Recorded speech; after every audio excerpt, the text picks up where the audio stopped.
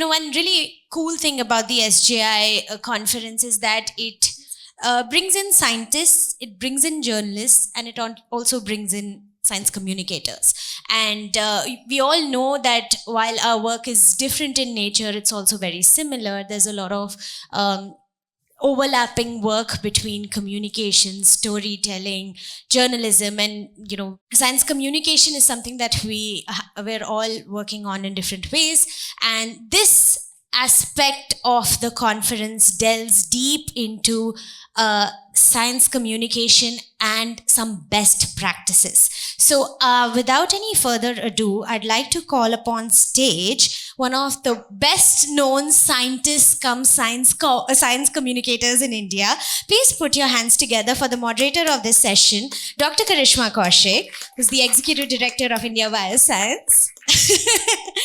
And this session is called My Winning Move, and Karishma will be telling us a little more about it. And we'll also be engaging with a couple of you who have very graciously engaged with the SJI team on some successful projects, and we'll be sharing some best practices. So, Karishma, over to you.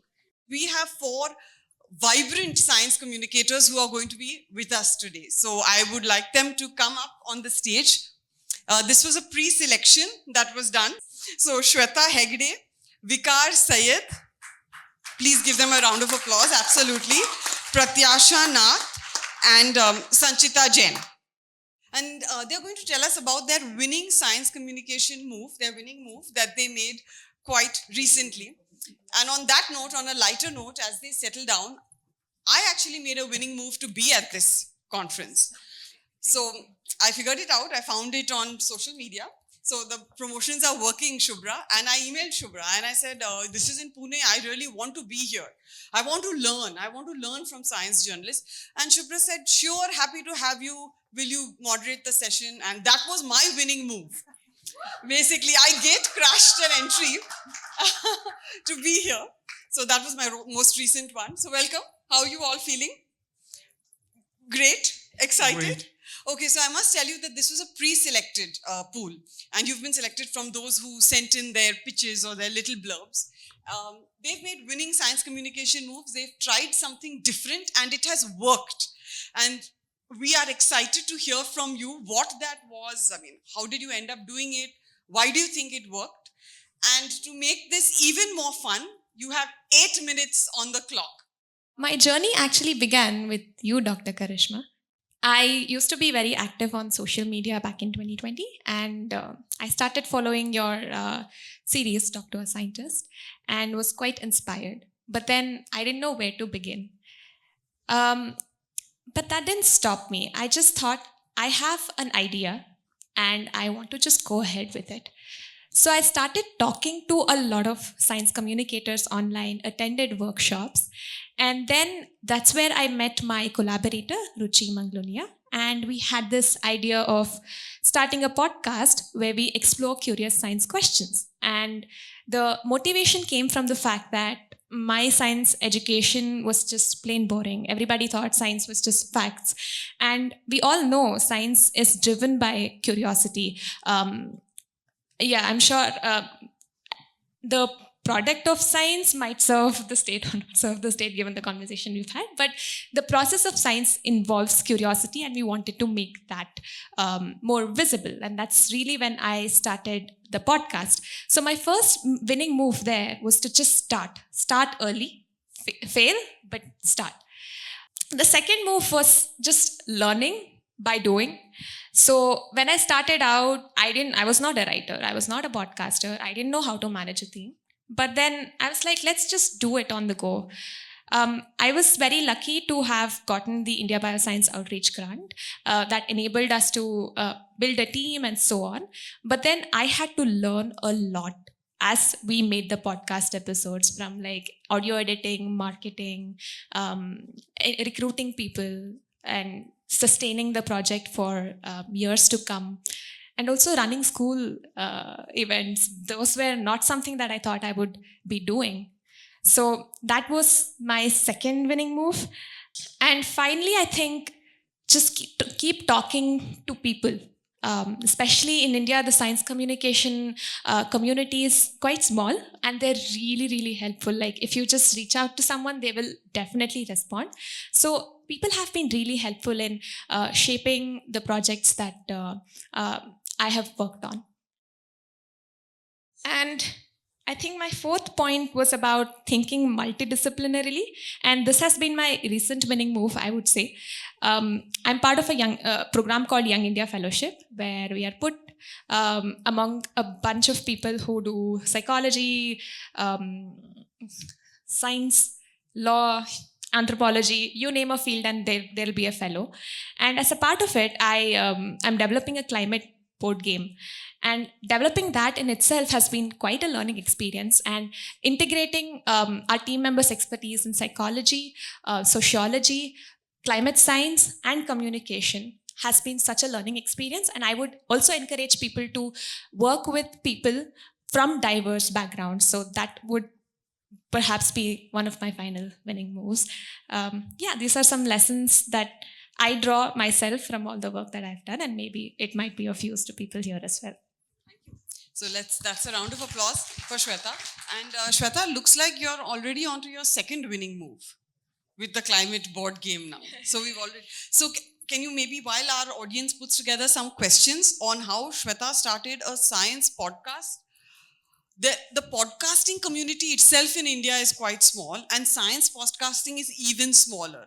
And podcasting, at least I would say, it doesn't come like webinars. You just don't show up and talk. There's a lot of technical aspects to producing a good podcast. So while our community is getting ready with their questions, Shweta, maybe you can tell the audience the name of your podcast. Okay. Oh, I'm sorry. I should have done that. It's called India Asks Why. And as I said, we talk to scientists and explore a curious question in every episode. We also have two fictional characters. We call them Utsuka and Jigyasa, and they have a fun conversation, or also a critical conversation sometimes, about that given question. We also interviewed Dr. Karishma Kaushik on an episode called Why Do We Brush Our Teeth, and we explored biofilms in that one. Yeah. Many, many other good episodes. So, the community, any questions? Shweta, my question to you is, don't you think there are a lot of podcasts out there? Every second person seems to be doing a podcast. So how do you think a topic of a podcast themed in science will shine through the noise? Because there's, and it's not just podcast now, it's vodka. So everybody's doing a video interview and it's now up on YouTube. So an audio format, the relevance of it, how exactly are you navigating it? Okay. Just wanted to let you know that back when we started in 2021, the podcasting space was completely different. Yes, now it has boomed and we have every other person talking about podcasts. The idea for us to start a podcast was different, meaning we wanted to reach high schoolers, and audio as a medium appealed to us because sharing that through, let's say, a WhatsApp group or even on Spotify became a lot easier. So the idea of dissemination through podcast was something that we took into consideration. And second, the podcast, managing the logistics of it was slightly easier compared to making a video.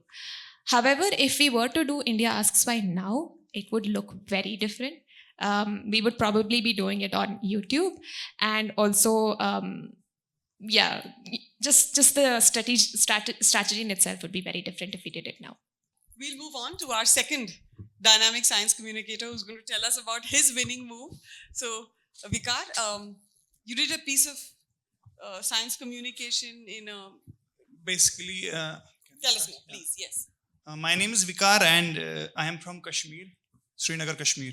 So this is my first visit to Pune, and I'm really happy to be in front of you people, like some great personalities here, the scientists, some journalists. And this is my first visit to Pune and this place as well.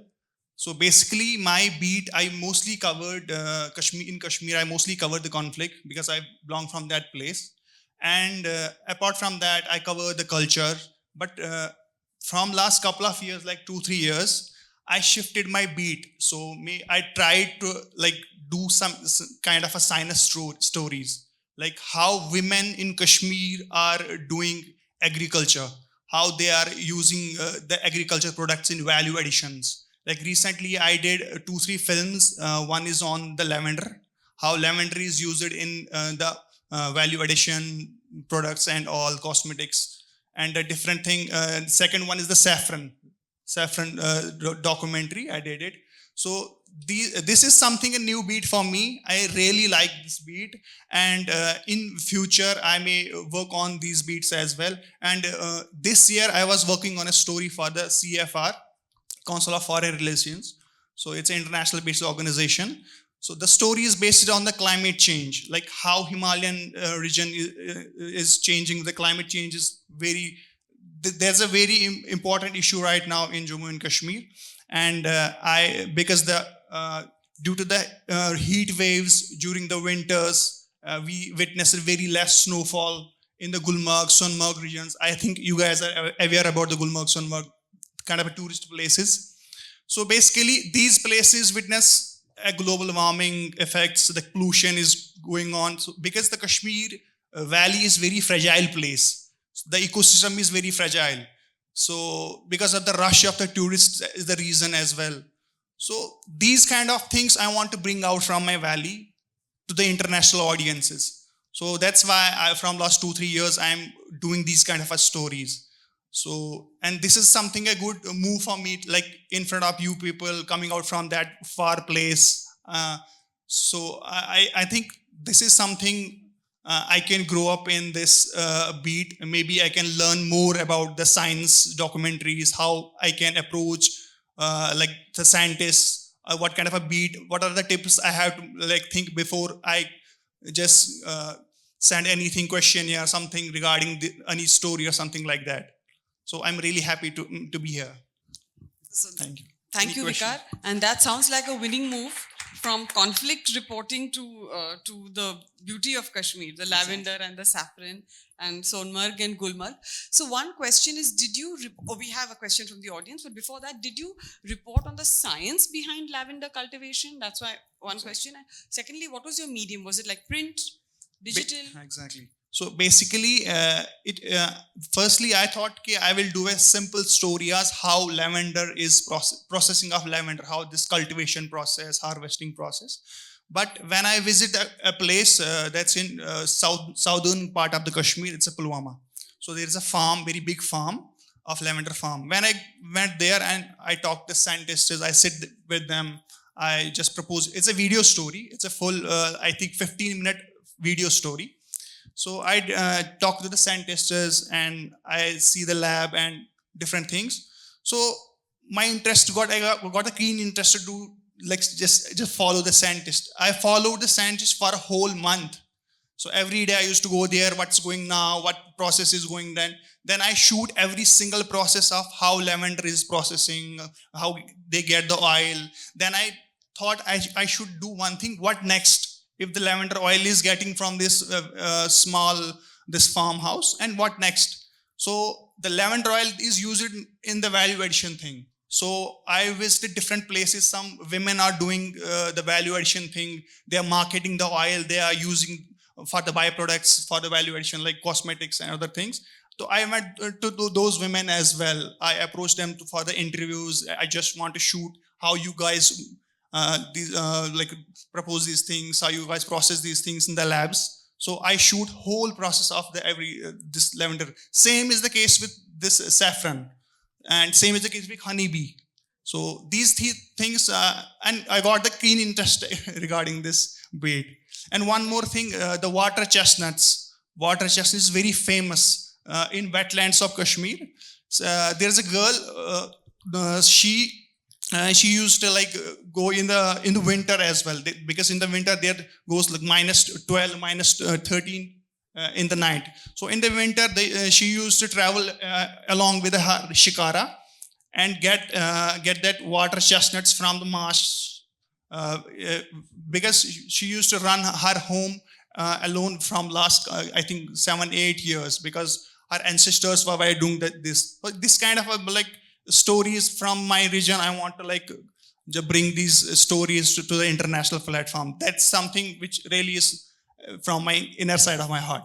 Yes, certainly. And we can see that passion coming out when you speak about Thank you. it. Absolutely. We have an audience question. Yes. Yes, my question was, first of all, where can we watch the video reporting that you have, video reporting or the video films that you're talking about? Are they available on YouTube or somewhere that we can watch? Basically, before I think 5-6 months before, I resigned from a place. I worked as a video producer at Free Press Kashmir. That's a news organization. So you can just Free Press Kashmir. You can check on any place like Facebook, YouTube, every place. You can just type Free Press Kashmir, and you will get these stories as well. Okay, I'll do that. Another question was, you said that these videos or films that you're making are for the international audiences because you want to show how or the stories that really matter to you or the ones that you're seeing around to the international audience. And sometimes I also feel that I want to really highlight something that's very cultural or local to me. Maybe for the, and that I can see that may be very interesting to the international audience. But I also want to ask you, like, how was the reaction of the localites around you? Maybe how was the reaction of either your friends or the people that were featured in that video? How do they see, are they able to see the impact or the value that movie brings, or is it only for the international audience? No, basically, because the journalism community is very close. If I travel, because here I got some, I know noon faces as well in Pune as well, because this is far place away. So basically, the Kashmir is very like small place, and there are few journalists who very close to me. And when I did this story, like particularly this story, and they just texted me next day. When I published this story, they just texted me next day, which place is this? Can you pass on the contacts of these people? Can you pass on the contacts of the scientist who is doing this? So it's a very small place. And next day, in coming, I think next day, 2, 3, 4 days, I see same stories on different platforms. So that thing like comes in my mind, some kind of an impact is going on. Like every journalist is trying to do these kind of stories. Maybe different profiles, but kind of structure of the story is kind of the same. So maybe they want to bring out these stories. Thank you, Vikar. Thank you. That was wonderful. Maybe round of applause. Absolutely. Thank you for sharing and coming all the way from Kashmir. Thank you so much. And now we are going to watch that video. Definitely. All right. So, Pratyasha, next. You're third on the list. All right. So, welcome. And maybe start with telling us a little more about yourself, where you work, and what was your winning move that we are all waiting to get inspired by. Sure. So, hello everyone. Good evening. My name is Pratyasha Nath. I am currently a 5th year undergraduate student from IIT Kharagpur. I am studying biotechnology and biochemical engineering right now. So, I'm a student, but I'm also a very keen visual artist. And I started out having my interests separately in visual arts and in the sciences. But somewhere around the previous year, I thought, why not combine the two? And that's when I started mailing everyone I found. So I searched for science artists in India. I found Ipsa Jain, Orghomanna, and a few other names. I mailed all of them. I got a response from Orghomanna, sir. And in the summers, after getting rejected from every research program that I had applied to, I decided, okay, why not go to IIT Gandhinagar? And in the summer of 2023, I ended up for 3 weeks, because that was what my pocket money could afford at the moment. And I ended up there and I started working on a long form comic. And at that point of time, I had no idea about what comics are because it was my very first exposure to the medium of comic. Just because Manna sir told me that, why don't you try this? It could be a new way of telling stories. And so I really started from scratch, so to say. And over the next few months, I first created an accordion book, which was about threatened medicinal fungi. And after one entire year, earlier this year, I finished this comic. and sir selected it to be included in the upcoming long form anthology, which will be published by Penguin Random House. So when I got the email that I should be talking about my winning move, I actually felt slightly ashamed, to be honest. I'll tell you why. Because almost everyone who's here is already like established, they are doing professional work. Some people are starting out, and some people are already like seniors. I can't even say I have started out because I have no published work to show, really. Uh, but I would just say that wait along and wait for me. You'll see me soon. Thank you. And the winning move that has been coming handy for me, I would not call it a winning move yet, but let's just say, hoping, I'm very optimistic that I will win in future. That has been sketching. Any concept that is taught to me, I used to always sketch. So from my biotechnology background, for the past 2 years I have been working in an immunology lab. So when I started out, they didn't really let me do a lot of things. I was only watching the PhD scholars who were carrying out the experiments. And I would get bored. Okay, I want to do hands-on work. So in the very beginning I was not motivated at all, because like they would just make me wash all the vessels, and then like all the fun stuff would be done by them. But I would take my sketchbook with me, a sketchbook just like this one. I would take it with me, and I would sketch everything in the lab, anything that I found fun. Not really the experiments themselves. Sometimes I would sketch maybe someone's pet plant, and that became a practice. And it also gave me the motivation to show up at lab every day, because at that point of time I was very motivated to instead scoot out and have fun and not go and do the work, because I wasn't doing anything anyway. But you know what, it added up over time. I got interested in the science itself. I started reading papers and I would take notes from them, and then boom, one day I just had a new research idea. And at the next lab meeting, like where I was always either quiet or dozing off, suddenly I raised my hand and I was like, I have an idea. And they were like, okay, when did this even happen? But they took the idea and they liked it.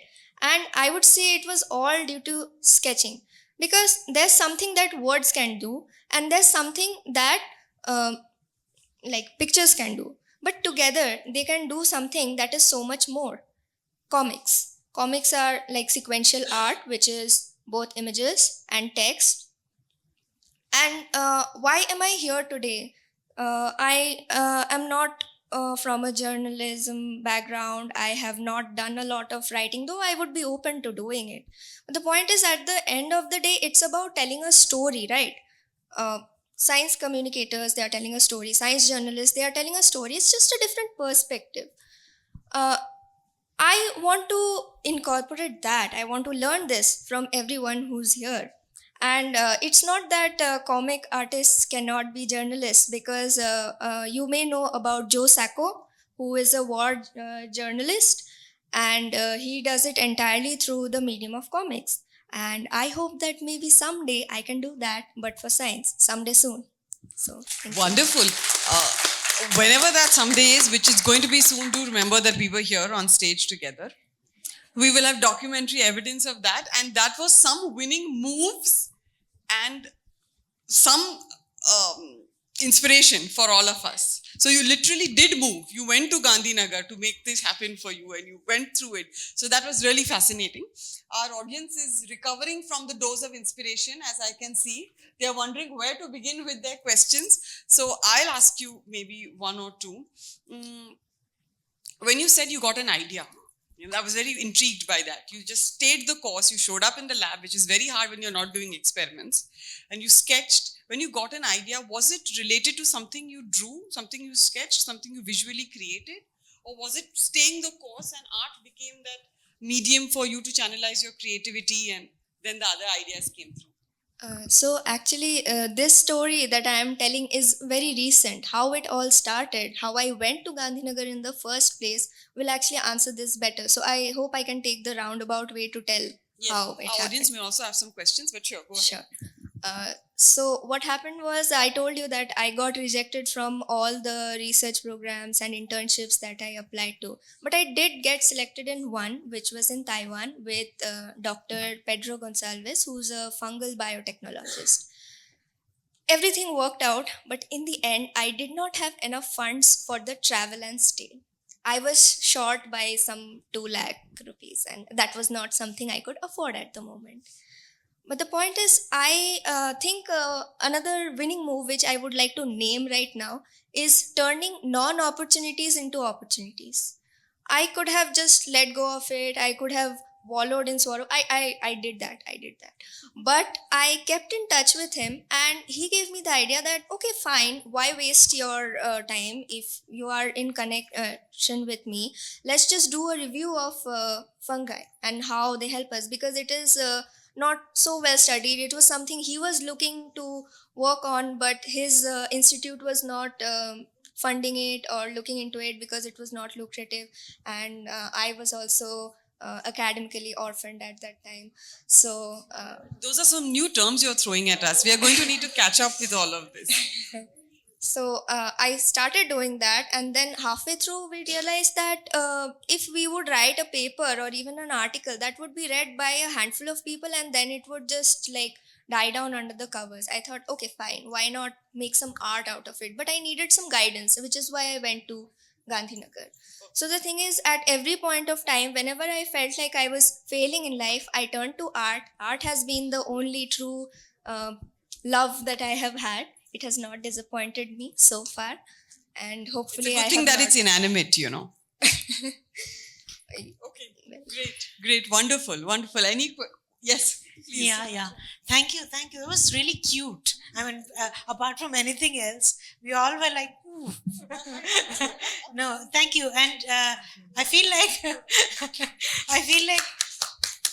you said wait for me. And we were like, okay, we will. I don't know how many of us are published in Penguin Random House. So we are waiting for you for sure. Yeah. And I can say that my winning move, or maybe SJI's winning move, is to have gotten you here. And you sketched me in while I was speaking, and I saw that on Instagram. So thank you very much. Thank you so much. Thank you for having me. All right then, Sanchita, over to you. Okay, so I think I probably missed this email where I was supposed to share my experience, so it's going to be really raw. It was sent today. That's why, perhaps. Okay. So I'm Sanchita. I am a journalist turned communicator, and I started dabbling into science since last year and became completely fascinated by it. So my two winning moves would be first would be so I started these thematic newsletters on different issues like women in STEM, diversity, equity, inclusion, frugal innovation, quantum. However, like the challenge that I was facing was like, okay, I have people that I could interview, but who is going to take the interview and then who is going to draft the articles, right? Because it's not easy for like a regular journalist or a regular communicator to like actually get their hands on when you're dealing with like matters of science. Like you need some prior research and you need some understanding and background of it. Even I was struggling with it, like I was new into the domain. So I started speaking to fellow science communicators, and initially it was like a daunting task, like not knowing how to reach to people, how to speak to, like if they would be accessible, if they would be interested. But like, oh my god, like science communication community, I think is one of the best. Like there's such few people, but they are more than willing to be there for you. Like no matter how many tight deadlines there might be, and like when you work in a government setup, there's a whole series of approvals that you have to go through. Like there would be like edits coming like very last minute. So like the experience was phenomenal. Such accommodating science communicators I got, so which I feel is a major winning move for me to have pulled off all those newsletters, else it would not have been possible. my second, I don't know if it's a winning move, but so like we were interviewing a lot of interesting people with like such rich repository of knowledge. Like, like for example, I was interviewing Professor Vidita Vaidya from TFR on her like what she feels like about women representation in STEM. And then there's this wonderful environmental conservationist, Dr. Purnima Burman from Assam, like who has been working at grassroots to protect Hargila. Like it's an endangered species of birds, like which goes through a lot of like social biases. And like maybe like Dr. Ajay Chaudhary for like National Quantum Mission, and like Professor Santra on gravimetry technology. Like, okay, so the challenge is like I'm doing all these interviews, and like I'm like, these are all like video interviews. How to make the writing more interesting? Like if like can I really do justice to like what they speak with my writing? And I didn't want to do that basic approach where you just like take the whole interview and you upload it on YouTube and then you share it. Like how many people watch it? It's not really interactive. So started using AR VR technology, where like you put, there's an interview and you put like the image which acts as a trigger, like you scan it as a QR code, and like a section of the video like on your paper, basically it just starts playing. So it's highly interactive. It's a way of like new age storytelling, and that did wonders like in terms of engagement, in terms of like getting new readership and like getting more and more people engaged, and also started giving a lot of authenticity and credibility to the stories. So yeah. Two winning moves right there. Right there. And so coming to the newsletter, this was something you would prepare this newsletter and send it out. Like production and everything. That's a lot of work, a lot of passion, a lot of work. And about the VR technology you use to make the interviews more engaging, is this like some standard software? Yeah, so it's an app called Overly. There are other apps also. Okay. It allows you, like, it's a wonderful app. It could be used for digital storytelling. I feel like right now, like, we are in the age that almost all newsrooms should start picking this up, like, to make their it's of course it's costly, but then I think it really makes your storytelling experience far more interactive and engaging. Some takeaways from what we learned from young people here. I really liked the converting non-opportunities into opportunities, right? And that's just not for science communication, that's for anything, any career path you choose, and quite honestly, at any stage in your career, it's always going to be basically doing that, converting non-opportunities into opportunities. So, what are some takeaways from our audience based on what we heard? The way you shared your stories, you talked about just getting started. And I think many of us here, I hope they're in the same, we keep thinking of things we want to start. We'll read up about this, we'll learn about this, and then. So very inspiring to know we should just get started. Get started. I think that was the second big takeaway. Absolutely. Your idea which you brings into a reality is the takeaway, because a lot of people have ideas in their mind, but they there is a hindrance. They could not let it into reality, and that idea dies with them. So beautiful. Yes, so you idea inspired is us. one thing. Yeah, absolutely. That idea into reality is one thing. I mean, idea is one thing. Now, implementation is equally important. Absolutely. That was a very inspiring session, and we have a room full of science communicators and journalists and of varying age groups and seniorities. But what the main takeaway for me is that the future of science communication is in excellent hands, yes, right? Exactly. Absolutely. Absolutely. It's brimming with confidence. Wonderful initiative by all four of you, and I'm sure there are more young upcoming psychomers who are doing wonderful work. Great takeaway was don't stick to the routine, explore your creativity, don't just stay back at writing and typical articles, but like comics or like podcast, explore whatever is available, because people are willing to explore different ideas, and because certain science stories cannot be told in a typical format, so explore different formats. Absolutely. No questions, ma'am, but the main thing for me, the statement has been totally clear today that like failure is the pillar of success by looking at all of them. So big congratulations to you all. What is my biggest takeaway has been the fact that there are so many different and newer ways to tell stories, and I have been learning a lot about theoretically that there are these things, but I'm actually what I really liked is actually learning from people who have done these things and how they got started, and that's been really good for an old person like me. What should we say then? I know. But tying it all together, it's great to get started because there are many new tools and technologies available, many ways to learn them. There's mentorship available. Future of science communication in India is in good hands. So excellent. Thank you for all four of you for sharing. It was very short notice to prepare your 8 minutes. Yeah? You were completely unprepared. This is how you show up unprepared. All right. And thank you all for keeping it very lively and engaging. Thank you.